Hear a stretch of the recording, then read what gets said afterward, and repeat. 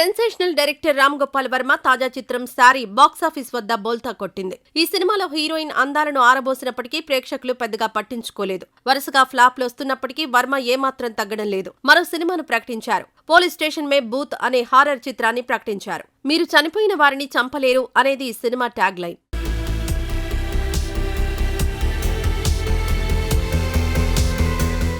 ఈ సినిమాలో మనోజ్ బాజ్పేయి ప్రధాన పాత్రను పోషిస్తున్నారు. ఈ సినిమా గురించి వర్మ మాట్లాడుతూ, మనం భయపడినప్పుడు పోలీసుల దగ్గరకు వెళ్తామని, పోలీసులు భయపడినప్పుడు ఎక్కడకు పరిగెత్తుతారు అనే పాయింట్ మీద కథ తిరుగుతుందని చెప్పారు. ఒక భారీ ఎన్కౌంటర్ తర్వాత పోలీస్ స్టేషన్ దయ్యాల స్టేషన్ గా మారుతుందని, గ్యాంగ్స్టర్ దయ్యాల నుంచి తప్పించుకోవడానికి పోలీసులందరూ భయంతో పరిగెత్తుతూ ఉంటారని తెలిపారు.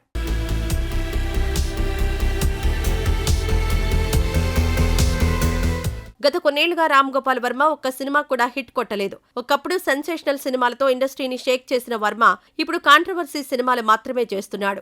ఒకప్పటి రామ్ గోపాల్ వర్మని చూడాలని ఫ్యాన్స్ వెయిట్ చేస్తున్నారు.